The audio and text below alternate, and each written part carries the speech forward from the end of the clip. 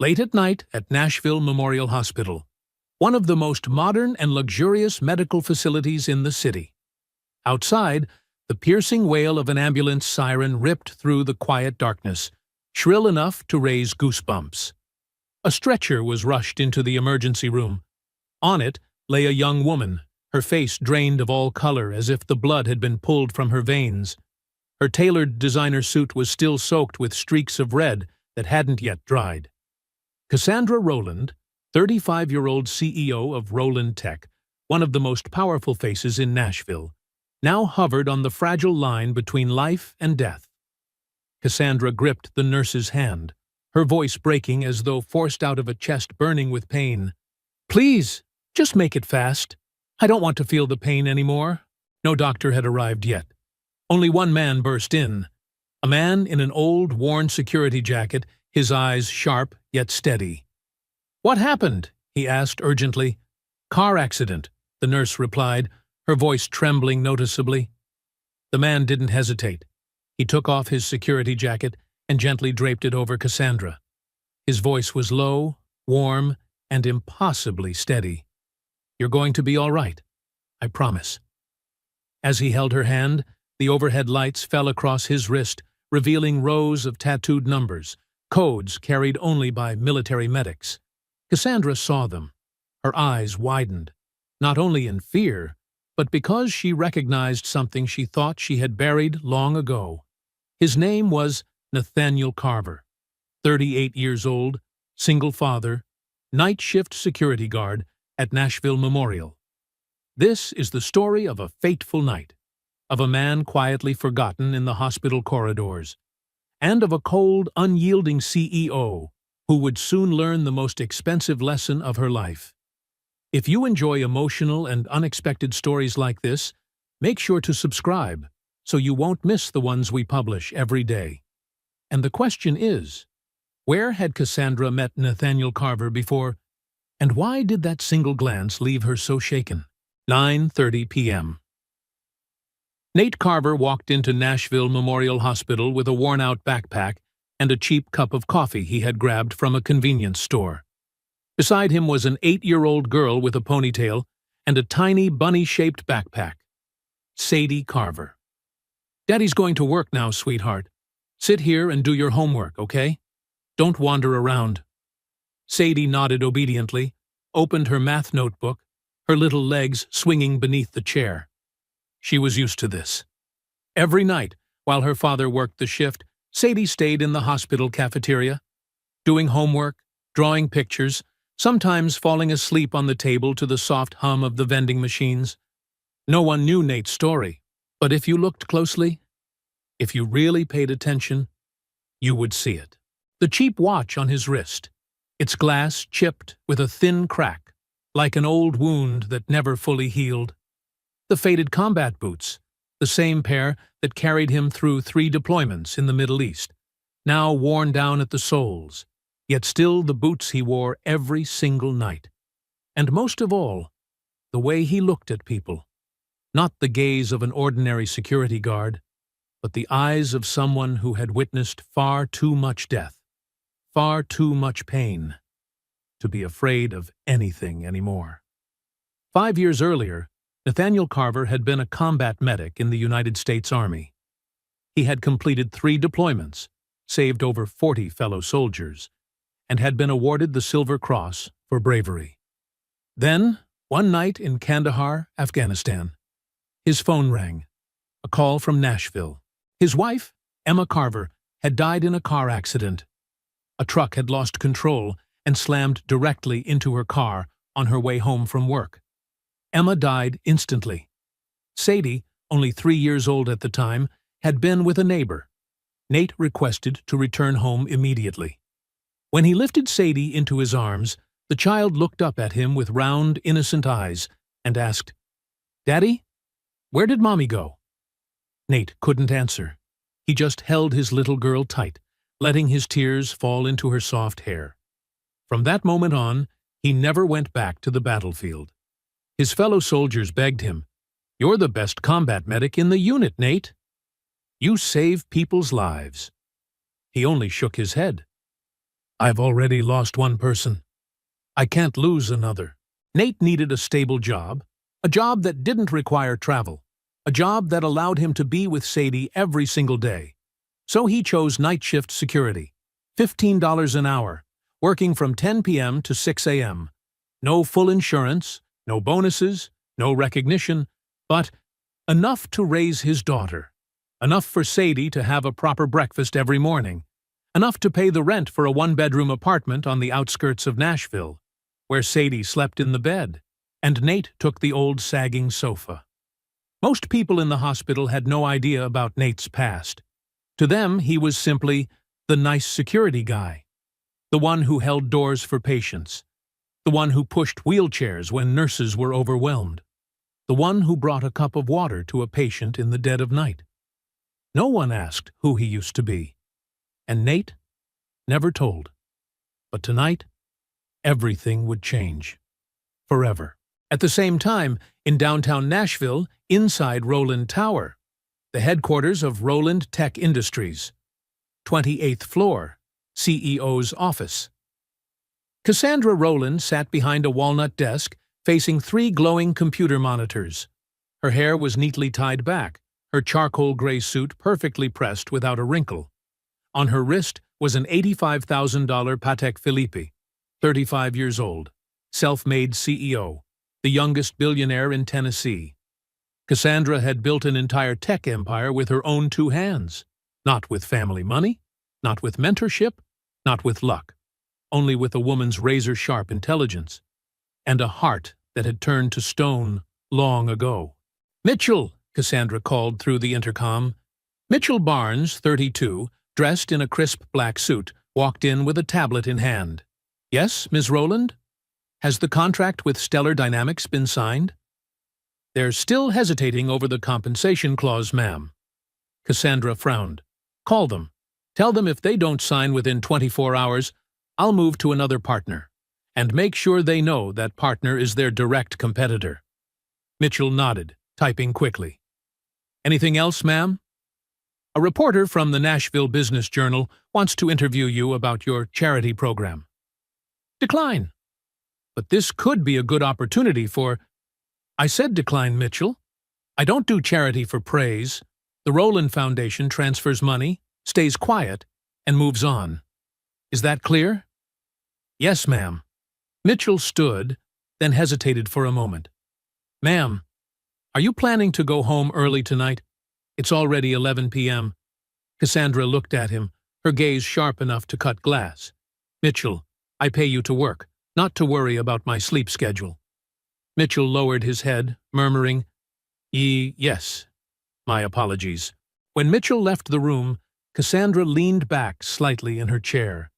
She stared out through the large glass window, where the Nashville skyline shimmered like an ocean of stars beneath her feet.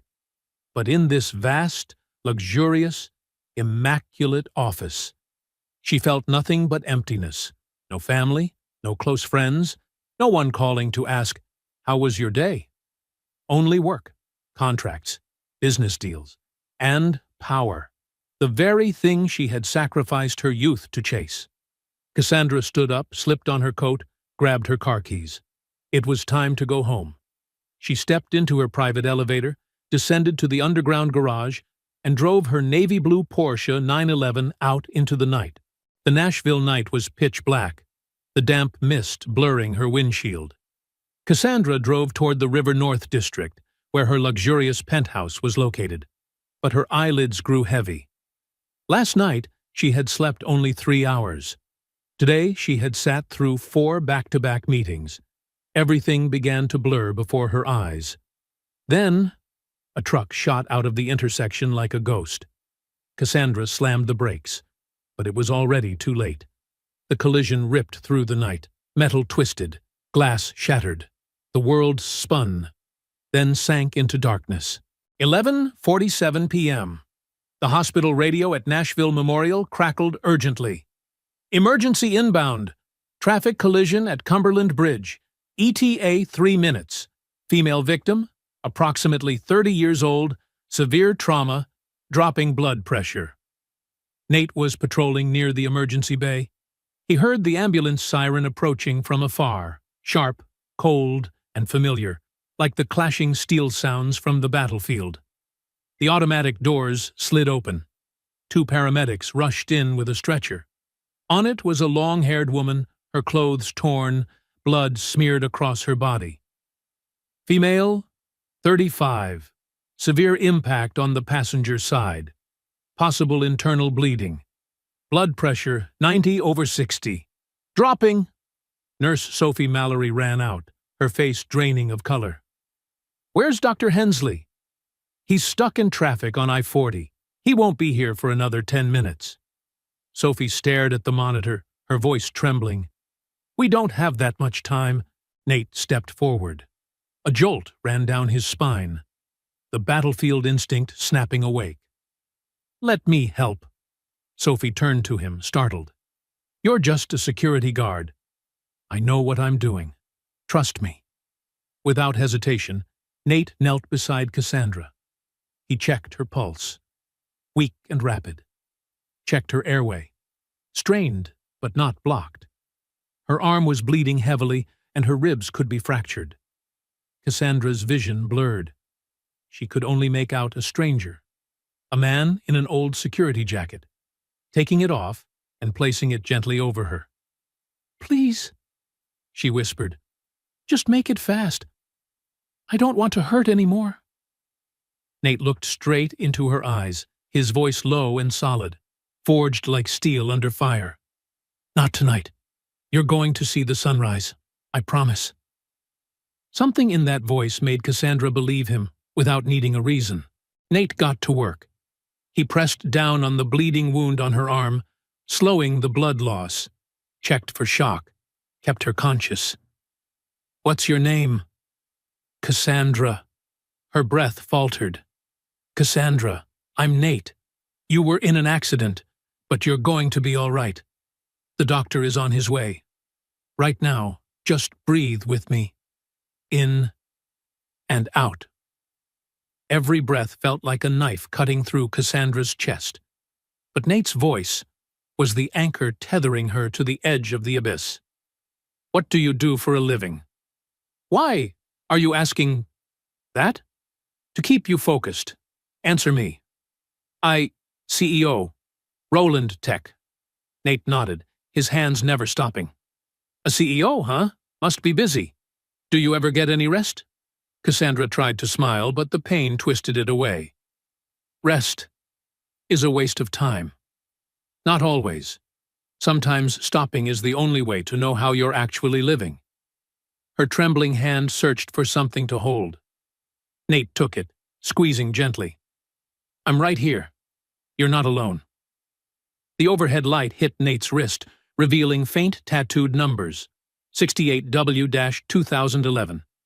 A combat medic code. You were a soldier? Cassandra asked weakly. Nate didn't answer. He simply continued working. 7 minutes later, though to Cassandra it felt like an entire lifetime, Dr. Travis Hensley burst in, hair tousled from rushing. What's? He looked at the monitor. Blood pressure. Stabilized at 105/70. Heart rate, more even. Bleeding, controlled. Who did this? Sophie pointed at Nate. Nate. He kept her stable until you got here. Dr. Hensley looked from Nate to Cassandra. You just saved her life. Nate stood, stepping aside. Just kept her stable, Doctor. The rest is yours. As they wheeled the stretcher into the operating room, Cassandra turned her head, searching for him through the chaotic lights. Their eyes met. She mouthed something, too faint to hear. But Nate understood. Thank you. He gave a small nod, then turned and walked back into the shadows of the corridor, where he always belonged. Sophie ran after him. Hey, why didn't you tell anyone you used to be a medic? Nate just smiled softly. No one asked. But you just... I did what needed to be done, Sophie. Nothing more, nothing less. He walked toward the cafeteria, where Sadie had fallen asleep on the table, coloring pencil still in hand. Nate placed a hand on her shoulder. Sweetheart, Daddy's back. Sadie blinked awake, smiling sleepily. "Are you done with work, Daddy?" "Yeah. Let's go home." "Are you tired?" "No, honey. I'm okay." Sadie pointed at the picture she had been drawing, a man in a superhero cape holding a first aid kit with a hospital behind him. "Look, Daddy. I drew you." Nate chuckled, ruffling her hair. "It's beautiful. I'll keep it safe." They walked to the parking lot. His old 2008 Honda Civic sat quietly under the yellow lights. Sadie climbed into the back seat, hugging her stuffed bear. Nate drove home, Cassandra's eyes still lingering in his mind. Fear, and then trust. He wondered, would she remember him? Probably not. People rarely remember the ones who saved them in a moment of chaos. And that was fine. He didn't do it to be remembered. But fate always has other plans. Sunlight slipped through the white curtains, as gentle as if it were trying to wake someone who had just returned from the edge of life and death. Cassandra slowly opened her eyes. Her head throbbed as though someone had struck it with a hammer. Her body felt heavy as lead. Her arm was carefully bandaged. Every breath was a needle stabbing into her ribs. But she was alive. The window framed a radiant Nashville sunrise, a sweep of amber and gold stretching across the shimmering Cumberland River. A sentence suddenly echoed in her mind, clear and vivid, as if spoken again right beside her. "You're going to see the sunrise." That voice. Deep, warm, steady. And those hands that held her when she thought she had only seconds left before sinking into darkness. Cassandra pressed the nurse call button. Sophie Mallory walked in, offering a gentle smile. "Good morning, Ms. Rowland. How are you feeling?" "Like I got run over by a truck," Cassandra rasped. Sophie laughed softly. "Well, technically you got hit by one, but you're lucky. It wasn't too severe. A few fractured ribs, some external injuries. You're going to make a full recovery." Cassandra studied her closely. "Last night, there was a man. He helped me before the doctor arrived." Sophie nodded instantly, her smile warming. "Oh, you mean Nate? He's wonderful. He kept you stable until Dr. Hensley got here. The doctor even said that without him, things could have been much worse." "Nate, is he a doctor here?" Sophie chuckled lightly. "No, he's a night shift security guard." Cassandra froze. "A security guard?" "Yes, but he used to be a combat medic in the military. It's just not many people know." "Where is he now?" "He probably went home. His shift ends at 6 a.m. Cassandra sank back into her pillow. A security guard, the person who saved her life, was a night shift security guard.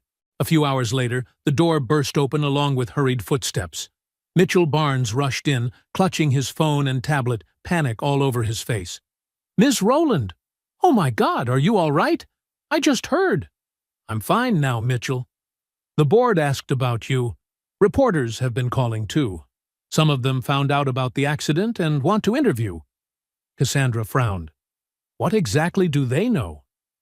"Only that your car was involved in a traffic accident. No one else was identified." "But—" Mitchell hesitated. "Some reporters are asking about the person who saved you." Silence. A heavy, unspoken weight filled the room. Mitchell cleared his throat. "Would you like me to prepare a press release? I was thinking we could thank the hospital staff." "Yes, thank the medical team." She paused for a beat, then articulated each word. "Don't mention anyone by name." Mitchell nodded, scribbling rapidly. After he left, Cassandra lay still, eyes drifting toward the window. The bright morning light outside suddenly felt distant. Why did she feel uneasy? Restless? Or was it shame? A stranger had kept her alive. A man whose face she hadn't even seen clearly. A night shift security guard. Cassandra wasn't used to this feeling. Wasn't used to owing anyone anything. But what unsettled her most was why his eyes wouldn't stop haunting her. That afternoon, Nate returned to the hospital for his night shift. He walked Sadie into the cafeteria, just like every day. "Daddy, I have a math test today."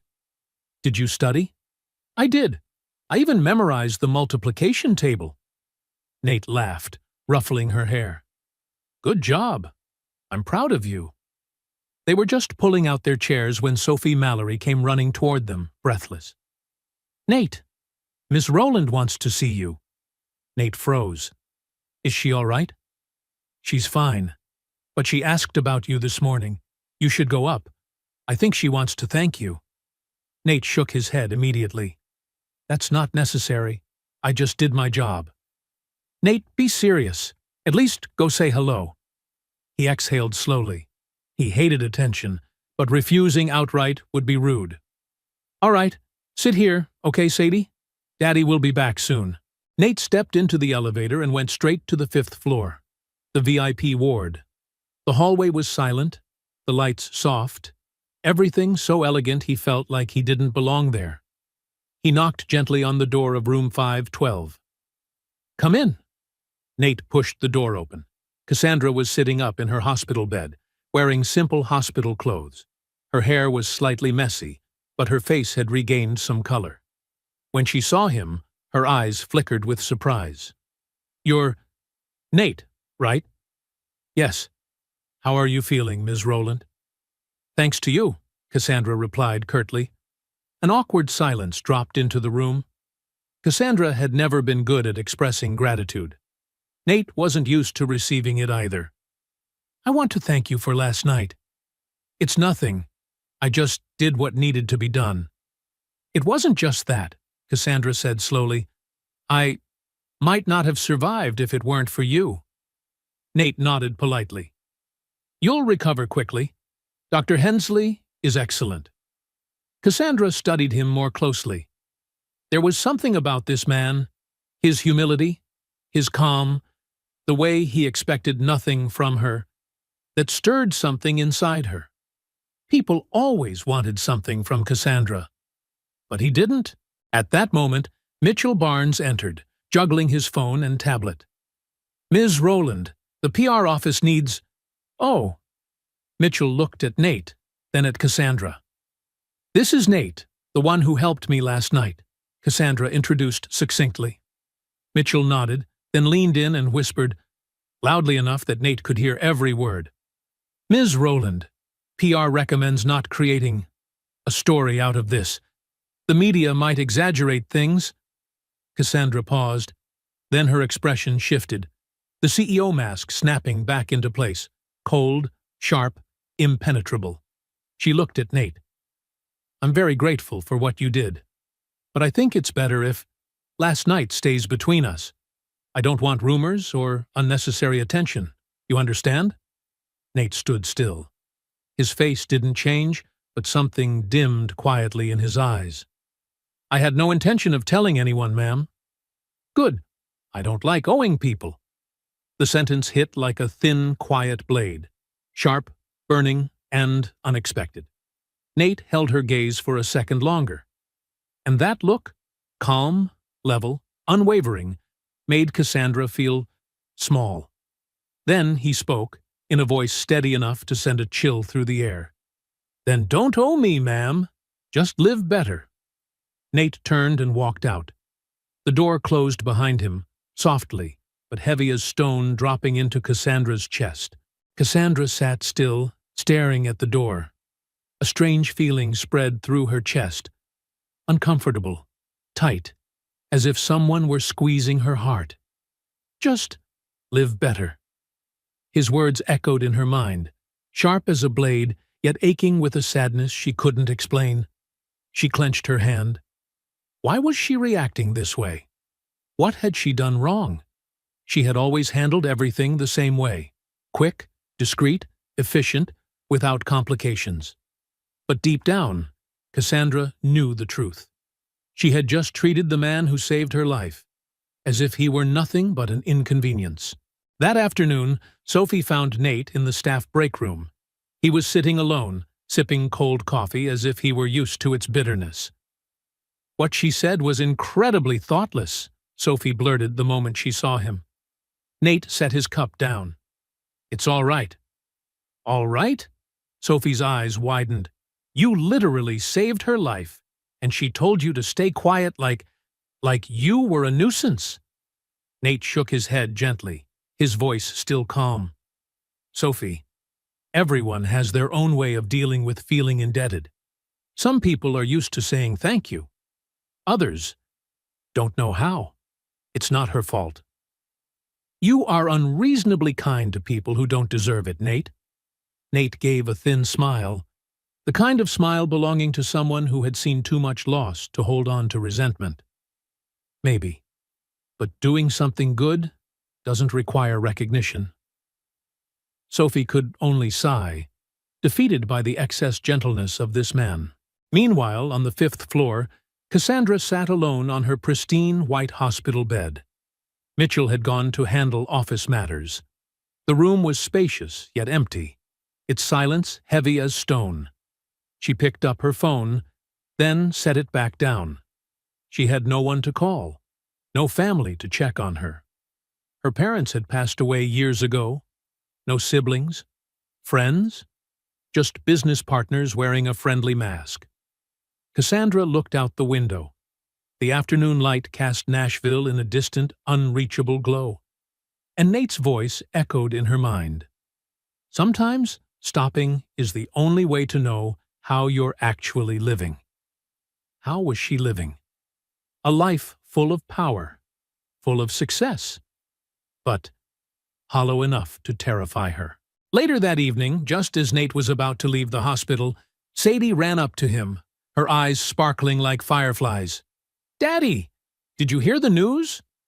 "What news, sweetheart?" "My school. Roland Tech donated a whole new computer lab, and everyone in my class got tablets." Nate froze in the hallway, staring at his daughter for a long moment. "Roland Tech?" "Yeah, my teacher said they're a big sponsor. They help a lot of schools in Nashville." Nate glanced through the window toward the faraway Roland Tower. The sunset cast a soft orange glow on its glass panels, reflecting the fading sky. Maybe she wasn't as unkind as he thought. Maybe she was simply someone lost, someone who didn't know how to open her heart. Sadie tilted her head up at him. "Daddy, do you think she's a good person?" Nate looked at his daughter, this little girl with a heart big enough to believe in the goodness of everyone, and he smiled.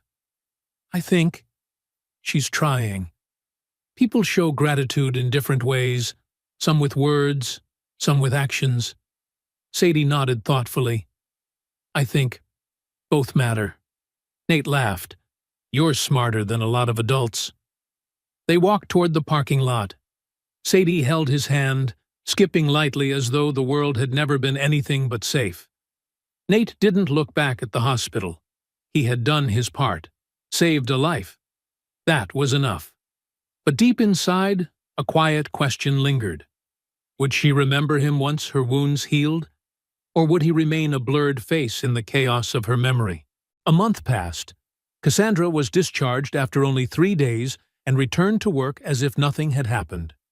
Meetings rolled in one after another. Deals large and small continued to pour onto her desk. On the outside, everything seemed back to its familiar rhythm. But inside, nothing was the same. Every night, Cassandra remembered Nate's deep, steady voice. The voice that pulled her back from the brink of death. She remembered the tattooed numbers on his wrist. Remembered the way he held her hand, calm and certain, making her believe she would live. And what bothered her most was the way she treated him afterward. Rude, cold, as if he were just some nameless employee. At the end of the month, Nashville Memorial held its annual charity gala. Main sponsor, the Roland Foundation, Cassandra's family foundation. A grand, polished event. Politicians, doctors, business leaders, reporters, everyone appeared beneath the dazzling lights. Nate was assigned to guard the main hall. His usual duties: check passes, monitor entrances, stand still, and become invisible. He leaned against the back wall, silently observing the glittering gowns and expensive suits. Then she walked in. Cassandra Rowland, in a stunning navy evening gown, entering like a beacon that drew every eye. She didn't see him, and she had no reason to. To her, he was just part of the background.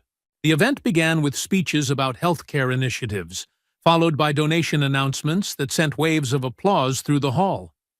Cassandra stepped onto the stage beneath bright lights and declared, "The Rowland Foundation is proud to donate $5 million to expand emergency care services." Thunderous applause. But then, flashing lights. The fire alarm blared. The crowd buzzed in confusion, unsure whether to stay or flee. Then a scream sliced through the noise from the left side of the hall. "Someone collapsed! Please! We need a doctor!" Panic spread like wildfire. Nate reacted instantly. He surged through the crowd, fast and precise, like a blade through butter. An elderly man, about 70, lay stretched out on the floor, pale, motionless, his chest still. No one dared approach. Nate knelt beside him, checked the pulse. Nothing. Airway blocked. Without hesitation, he began CPR. 30 chest compressions, 2 rescue breaths. Repeat. "Someone call 911!" His voice rang out, strong and unwavering. The crowd held its breath. 30 seconds. 45 seconds. Then, the old man coughed violently, jolting awake, eyes fluttering open. A wave of relief rippled across the hall. Medical staff rushed in to take over. Nate stood up, brushed off his pants, and clearly intended to retreat back into the shadows, the place he always chose. But this time, he felt a gaze fixed on him. Nate looked up. Cassandra stood at the edge of the stage, frozen. She had witnessed everything. The way he moved, the precision of every action, the calm he carried into chaos, and she understood immediately. This man was not just a night shift security guard. Mitchell leaned in and whispered urgently, "Ms. Rowland, we should—" But Cassandra didn't hear him. She couldn't take her eyes off Nate, the man she once considered an inconvenience. After the gala, Cassandra could hardly sleep. She returned to her lofty penthouse, slipped out of her evening gown, and stepped into a steaming hot shower.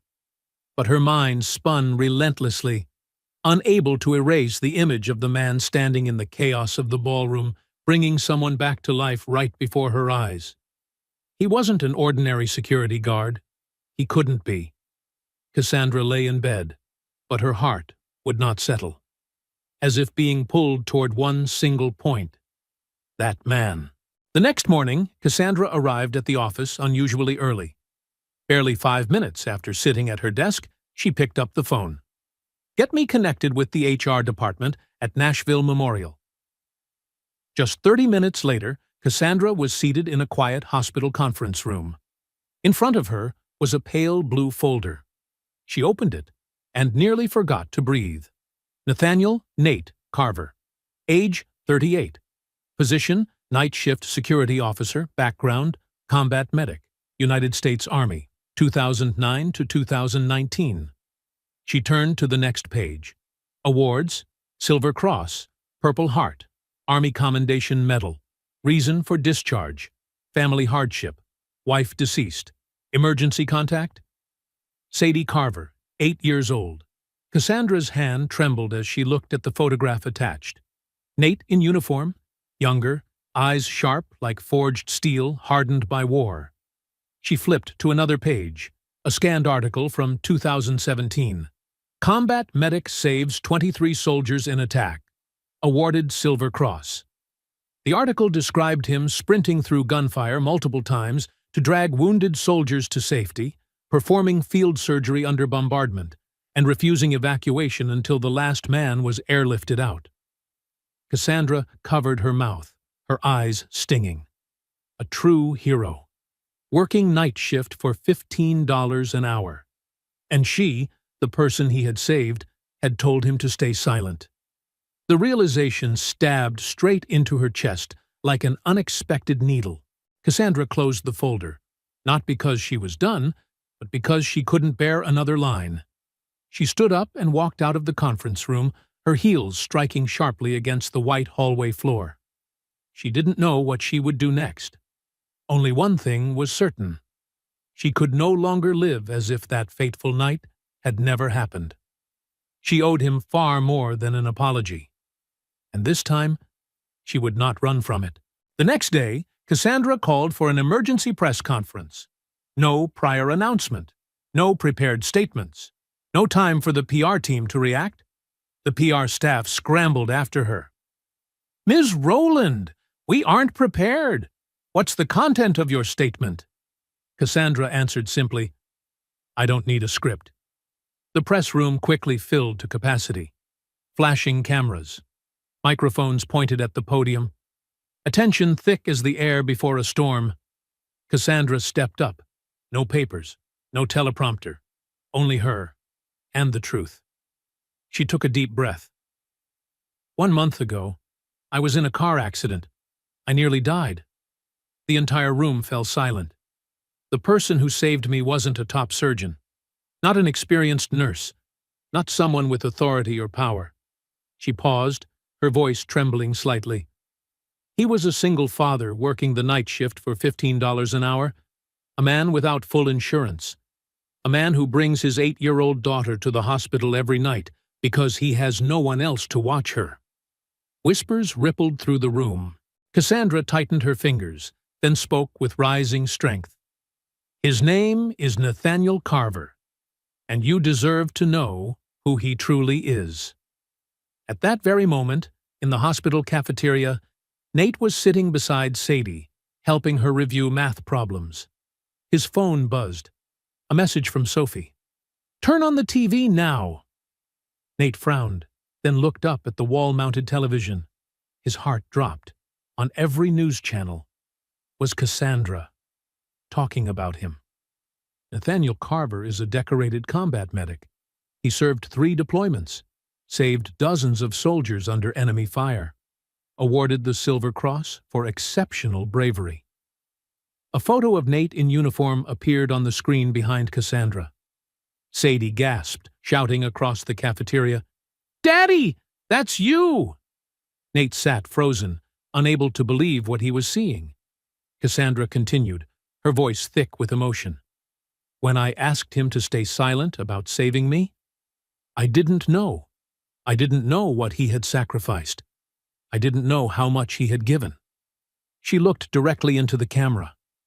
"Nathaniel Carver, if you are watching this, please stand up."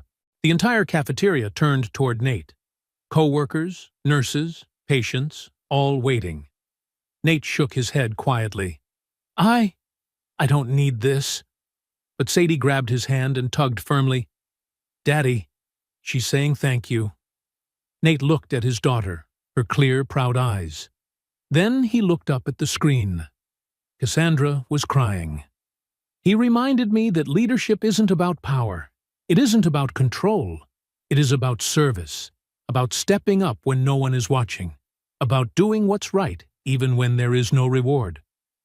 The press room erupted in applause. Cassandra wiped her tears, her voice breaking. "Nathaniel Carver is the kind of person this world needs more of, and I was too blind to see that." She bowed her head, stepping away from the podium. But then she turned back to the camera, whispering as if speaking to only one person. "I'm sorry." The cafeteria roared with applause. Someone placed a hand on Nate's shoulder. "You're a real hero, man." Sophie rushed over and hugged him tightly. "Now the whole world knows." Sadie threw her arms around him, smiling brighter than the hospital lights. "Daddy, you're famous." Nate stayed seated, quiet, watching Cassandra walk off stage. She walked away, but then paused and looked back at the camera one more time, her gaze searching for him across a distance neither of them could cross. Nate exhaled. A breath heavy yet strangely light, painful yet warm. Maybe. Some wounds can heal.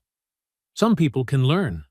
And some heroes, even the ones who don't want the spotlight, sometimes need to be seen. After the press conference, Nate's phone wouldn't stop ringing. calls from journalists, TV stations, interview invitations, private security firms offering shockingly high salaries, triple what he earned now. Nate declined every single one. Sophie nearly screamed, "Are you insane? They're offering $45 an hour." Nate just shook his head. "I never did this for money, Sophie. Think about Sadie. Her life could be so much better." Nate glanced down the hallway, where his daughter usually sat waiting for him to finish his shift. "My daughter already has a good life. She has a father who's always there. That's what matters most." Sophie sighed, not because she disagreed, but because she understood nothing could shake Nate from what he believed. But 3 days after the press conference, another message arrived at the hospital, a cream-colored envelope with his name written on it. Nate opened it. Inside was a handwritten letter, each stroke familiar, steady, yet deeply sincere. "Dear Nate, I know you don't want attention. I understand that. But I also know you deserve more than what life is giving you now. The Rowland Foundation would like to invite you to serve as our advisor for safety and medical preparedness. Part-time, flexible hours, excellent pay, and most importantly, you can still be with Sadie. If you agree, we can help even more people together." Cassandra Rowland Nate finished reading and gently folded the letter. Sophie stood beside him, holding her breath. "Are you going to accept?" "I need to think." That evening, in their modest one-bedroom apartment, Nate cooked dinner. Simple tomato pasta, Sadie's favorite. The little girl sat on her chair, legs swinging, watching him with round, curious eyes. "Daddy, are you going to take the new job?" Nate blinked. "How did you know?" "I heard the nurses talking. They said Miss Cassandra wants to hire you." Nate sat down beside her. "What do you think I should do?" Sadie put down her fork and thought very seriously, the kind of seriousness only an 8-year-old with a heart larger than her tiny body could have. "You said helping people is the most important thing, right?" "That's right. If you take this job, you'll help even more people, won't you?" "Yes." Sadie smiled and wrapped her arms around his neck. "Then you should take it, as long as you stay with me." Nate hugged her, his voice warm and steady. "I'll always be with you, I promise." The next morning, Nate stood outside the hospital parking lot, took a long, grounding breath, then dialed the number on the small piece of paper. The voice on the other end answered, "Rowland Foundation. How may I assist you?" Nate tightened his grip on the phone. "I accept." A week later, Cassandra returned to Nashville Memorial Hospital. Not for meetings, not to see the board. She came for one reason only, to see Nate. She found him in the small security office, the warm yellow light falling over the paperwork he was filling out. When Nate looked up, their eyes met.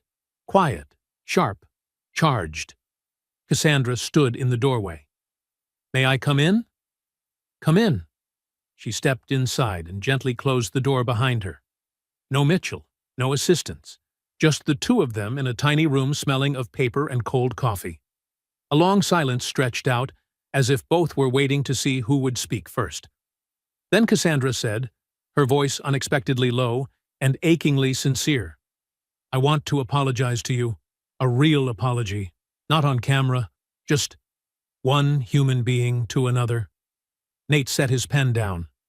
"You already apologized, on television. That was for the world. This is for you." Cassandra sat in the chair across from him, her fingers woven together. "I was wrong about you, completely wrong. I didn't see who you were. I only saw what I wanted to see." Nate looked directly at her. "Why didn't you see?" Cassandra was silent for a beat, then exhaled, honesty so raw it almost trembled. "Because my father taught me that showing weakness is dangerous, that if I owed someone, they would have power over me. So I built walls. I kept people away. I didn't let anyone close." Nate asked softly, "And now?" "Now I realize I trapped myself in a prison I built with my own hands." The room seemed to draw tighter around them. Cassandra lowered her head, her voice nearly breaking. "You were right, Nate. I wasn't angry at you. I was angry at myself." Nate sighed, his voice warm but steady. "I'm not angry with you, Cassandra. I just hope you understand that life isn't only about success. It's about the people you leave an impact on." Cassandra nodded, her eyes shimmering. "Do you have family? A wife?" "A daughter. Sadie. 8 years old. My wife died 5 years ago.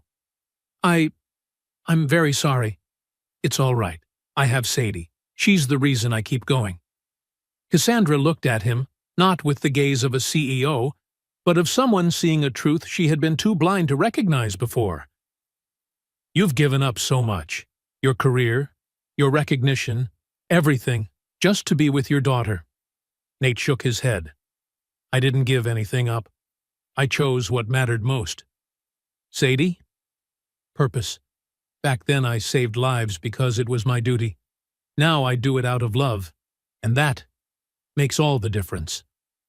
Cassandra tightened her hands together. His words pierced straight through her. "I built an entire empire," she whispered, "but no one truly needs me." Nate leaned forward slightly. "Maybe it's time to change that." She looked at him, hope and fear tangled in her eyes. "Do you think I can change?" "I think anyone can, if they're willing." A piece of her wall crumbled. Cassandra stood. "Next week we'll begin working together. I want you to help me build a community health program. Not just financial aid, a place that truly helps people." Nate smiled. "I'll do my best." As Cassandra reached for the doorknob, she paused, turned back to him and said softly, "Nate, thank you. Not just for saving my life, but for showing me who I really am." Nate replied, gentle and clear, "You saw that yourself, Cassandra. I just held up the mirror." The door opened, but perhaps the door inside Cassandra was the one that had finally swung wide. In the weeks that followed, Nate and Cassandra met nearly every day. They held meetings at the Rowland Foundation office, toured hospitals in low-income areas, and sketched out plans for the new community medical center. And throughout the process, they talked. Not the polite, surface-level kind of talk, but real conversations between two people who were beginning to understand each other. One afternoon, they sat in a small cafe in East Nashville, a large map spread out between them, covered in marked areas. Cassandra pointed to a neighborhood in the outskirts. "This area has a high density of veterans. We should prioritize it." Nate nodded. "Many of them have PTSD. They need more than medical support. They need psychological care too." Cassandra looked at Nate, hesitated, then asked, "Do you have PTSD?" Nate paused, thinking, then nodded slightly. "A little, not severe. Sometimes loud noises startle me. Sometimes I have dreams." "Are you getting treatment?" "For a while, yes. But the thing that helped me most was Sadie. She gave me a reason to keep going." Cassandra fell quiet for a moment. "How much do you love your daughter?" Nate smiled, a softness she rarely saw in anyone. "More than my own life." Cassandra lowered her gaze. "I can't imagine what that feels like." "You don't have children?" "No. I never thought I'd have time for something like that." Nate looked at her, his voice calm but deeply grounded. "It's not about time, Cassandra. It's about priorities." The sentence struck directly at a place Cassandra had never dared look into. A few days later, during a meeting with the hospital board, Cassandra unexpectedly presented a proposal. "Can we build a playroom for the employees' children? A safe place for kids during night shifts?" The entire room froze. "That's a wonderful idea," one board member said. "But why so suddenly?" Cassandra glanced toward Nate, who stood quietly in the corner. "Because I know a little girl who has to sit in the cafeteria every night waiting for her father to finish work. And no child should have to do that."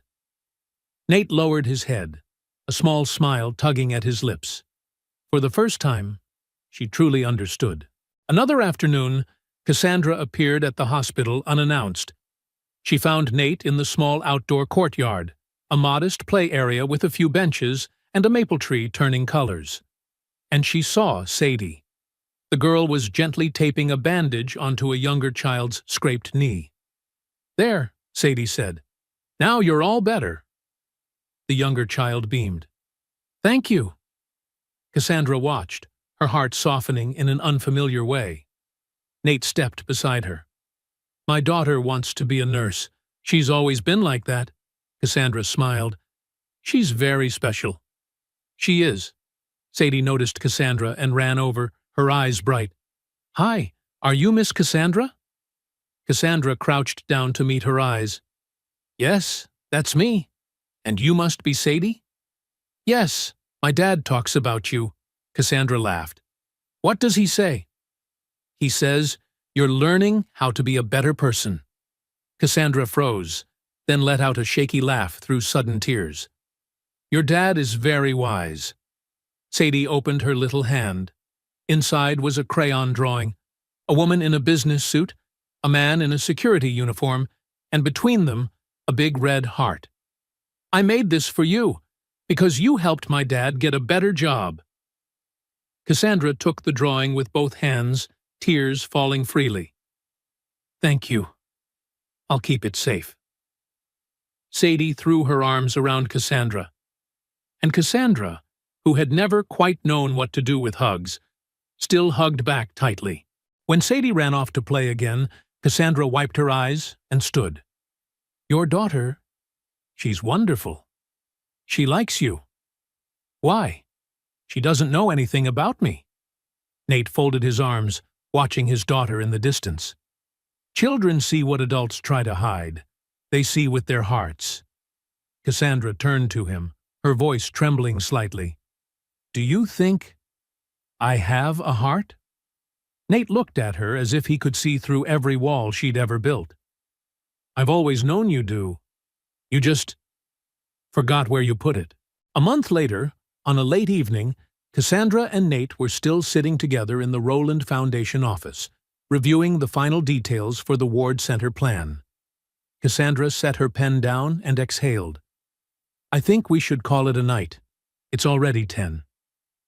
Nate looked up and noticed something different in the tiredness behind her eyes. "You okay?"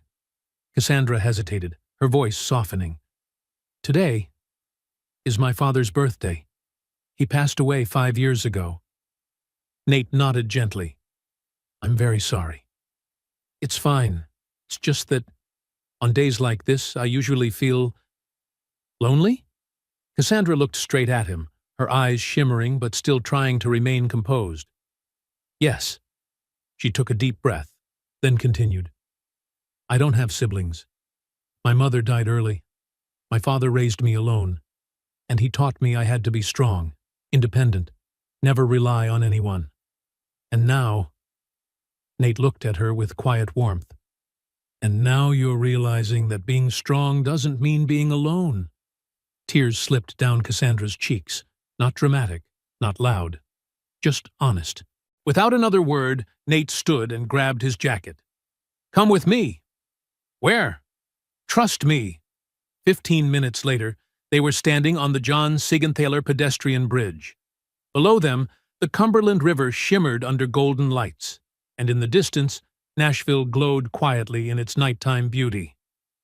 "I come here whenever my mind gets too heavy," Nate said, leaning against the railing. "This place reminds me that life keeps moving, no matter what happens." Cassandra leaned gently against the rail beside him. "Do you feel lonely after your wife passed?" Nate looked down at the water. "Every day. But Sadie helps me get back up. Work keeps me focused. And I remind myself that Emma wanted me to live, truly live, not just exist." Cassandra turned to him. "How do you know that?" "Because the night before she died, we talked about the future. She said, 'If anything ever happens to me, promise me you'll keep loving, keep living.'" Cassandra swallowed hard. She was lucky to have you. No, I was the lucky one. They stood in silence for a while, the only sounds being the wind and the water beneath the bridge. After a moment, Cassandra asked quietly, "Nate, do you think I can learn not to be lonely anymore?" Nate turned to her, not answering immediately, just looking, as if measuring the honesty inside her question. Finally, he said, "You've already started." Cassandra tilted her head slightly. "How can you tell?" "Because you're standing here, with me, saying things you've never said to anyone. That's where change begins." Her tears glistened in the streetlight, but this time her smile was softer, lighter. "Thank you, Nate, for not leaving me. I never will." The night wind swept past them, cool, but no longer cold. Cassandra's fingers drifted slightly to the right on the railing. Nate's fingers shifted slightly to the left. They didn't hold hands, but their fingertips brushed. Just a feather-light touch, yet enough to make Cassandra's heart tighten. Something was changing. Not rushed, not forced. Just a real connection between two people who had grown used to living inside their own empty spaces. As they walked back, Cassandra realized something she hadn't felt in a very long time. Relief, safety, and she wasn't alone anymore. That evening, after returning from the bridge, Cassandra didn't turn on the TV, didn't open her laptop, didn't schedule a late-night meeting the way she always did. She quietly sat down at the small table by the penthouse window, a spot she had never once used despite living there for years. The lights of Nashville reflected gently across the wooden surface, casting a soft glow she rarely allowed herself to sit with. Cassandra opened a box of stationery. She took out an old fountain pen, the last gift from her father before he passed away. Her hand trembled slightly. Then she began to write. "Dear Nate, I'm not good at saying thank you. You already know that. But tonight, I want to try. You saved me twice. Once from death, and once from the person I had become. I don't know how to repay that. Maybe I will never know what is enough. But I am trying to become better. For you. For Sadie. For all the people I used to look past without ever truly seeing. Thank you for seeing me, even when I couldn't see myself. Cassandra." She read it once more, slowly folded the letter, placed it into an envelope and sealed it with great care, as though something fragile lay inside. The next morning, Cassandra left her penthouse earlier than usual. She stopped by Nashville Memorial Hospital and walked to the small security office where Nate worked. No knocking, no interruptions. She simply placed the envelope on his desk and walked away. When Nate arrived for his shift and saw the letter, he paused longer than usual. He opened the envelope and read each line, his brow softening, his eyes growing warm. A thin but genuine smile appeared on his face. He folded the letter carefully and slipped it into his chest pocket, right over his heart.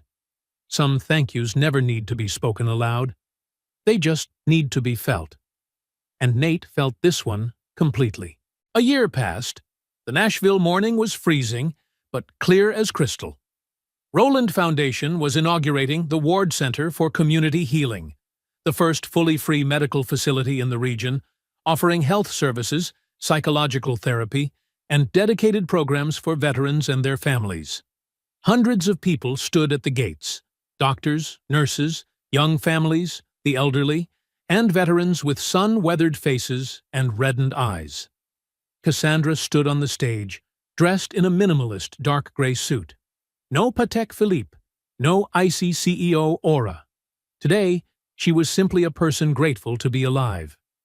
"A year ago," Cassandra began, "I almost lost everything. No one spoke. They just waited. And the person who saved me wasn't a famous doctor, wasn't a hospital executive. He was simply a good man."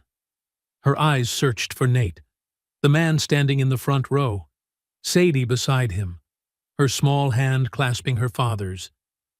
"Nathaniel Carver, please come up here." Nate froze. Sadie nudged his shoulder. "Go, Daddy. People need to hear you." Nate stepped onto the stage like someone completely unfamiliar with spotlights. He stood before the microphone, awkward. I'm not used to this.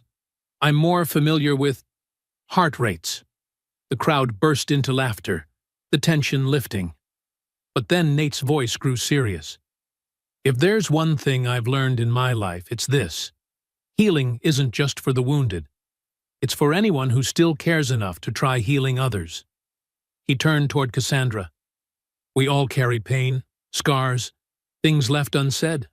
The question is, what do we do with them? Build walls to hide? Or build bridges to reach one another?" Cassandra inhaled deeply. Her hand trembled slightly. "I choose bridges," Nate finished. "And I hope all of us will choose the same."